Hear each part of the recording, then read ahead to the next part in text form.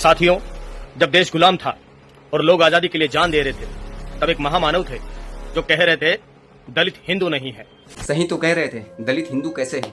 दलितों के साथ जब शोषण कर रहे थे, अत्याचार कर रहे थे, उनके साथ अन्याय कर रहे थे, सार्वजनिक तालाबों से पानी नहीं पीने देते थे, स्कूल में प्रवेश वर्जित कर दिए थे, उनके साथ भेदभाव करते थे, उनकी परछाई भी तुम्हारे ऊपर नहीं पड़नी चाहिए, उनको ना जाने कितने तुम लोगों ने प्रताड़ित किया और कह रहे हो कि दलित हिंदू है। अगर दलित हिंदू होता तो तुम लोग उसके साथ इतना भेदभाव क्यों करते?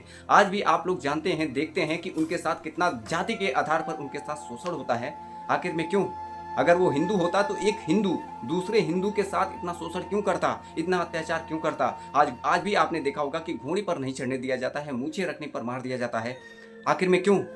अगर वो हिंदू होता तो उसके साथ ऐसा क्यों बर्ताव किया जाता? आप खुद सोचिए। तो बाबा साहब ने तो सही कहा कि दलित हिंदू कैसे हो सकता है, और उनके हित तो हिंदुओं का विरोध करने में। हंसी मजाक जैसा लगता है ना? बाबा साहब ने गोल में सम्मेलन में कहा था कि दलितों के साथ अमानवीय व्यवहार किया जाता है, उनके साथ भेदभाव किया जाता है, उन्हें मंदिर में प्रवेश नहीं दिया जाता है, उनके साथ छुआछूत किया जाता है।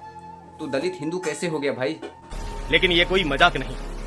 1931 के गोल मेज सम्मेलन में डॉक्टर अंबेडकर यही कह रहे थे, जहां गांधी, मालवीय, राजगोपालाचारी जैसे नेता भारत के लिए एकता की मांग कर रहे थे। अरे भाई, तूने कहाँ पढ़ लिया कि मालवीय, राजगोपालाचारी और गांधी एकता की बात कर रहे थे, हिंदुओं की एकता की बात कर रहे थे? तू तो अच्छी तरीके से जानता है कि मालवीय, राजगोपालाचारी और जो गांधी हैं, ये उच्च जाति के लोग हैं। ये लोग तो चाहते थे कि जाति व्यवस्था बनी रहे, जो शूद्र है वो शूद्र ही रहे, जो अति शूद्र है वो अति शूद्र ही रहे।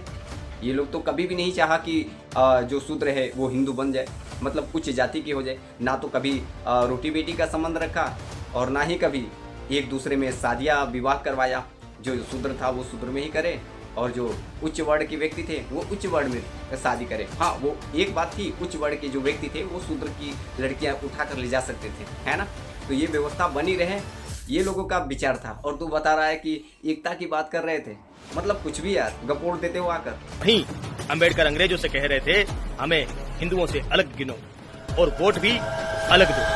अलग वोट का मांग इसलिए किया क्योंकि हमें भी राजनीतिक में आना था, और राजनीतिक में आना इसलिए जरूरी है क्योंकि एक दलित व्यक्ति का दर्द, उत्पीड़न एक दलित व्यक्ति ही समझ सकता है। जहां पर 1000 साल से ऐसी मानसिकता रही हो, जहां पर एक दलित स्वर्ण के सामने आए तो अपना सर नीचे झुका कर रखता हो, वहां पर एक दलित अपनी आवाज कैसे उठा पाएगा? इसीलिए उसकी आवाज को सुनने के लिए एक दलित नेता होना बहुत जरूरी है, तभी उसके दर्द और उत्पीड़न को समझ पाएगा।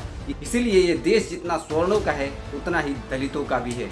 इस देश की सत्ता पर दलितों का भी बराबरी का अधिकार है। जो स्वर्णों के सत्ता में रहते हुए इस देश में दलितों को वो हिस्सा बराबरी का मिल ही नहीं सकता था, जो स्वर्णों के सत्ता में रहते हुए दलितों को कभी भी नहीं मिलता। और ये बात बाबा साहब अच्छी तरीके से समझते थे, इसीलिए उन्होंने अलग वोट की मांग की थी। बाकी नेता राजनीतिक सत्ता के लिए लड़ रहे थे, लेकिन बाबा साहब डॉक्टर बी आर अम्बेडकर राजनीतिक और सामाजिक दोनों के लिए लड़ रहे थे। बाकी नेता चाहते थे कि अंग्रेजों से राजनीतिक सत्ता निकलकर हमारे हाथों में आए, लेकिन बाबा साहब चाहते थे कि हमारे हाथों में आए तो, लेकिन उस राजनीतिक सत्ता में हमें भी बराबरी का अधिकार मिले, हमें भी समानता का अधिकार मिले। क्यों नहीं पूछा जाता उनसे कि जब आजादी की लड़ाई लड़ी जा रही थी तब वे किसकी तरफ खड़े थे?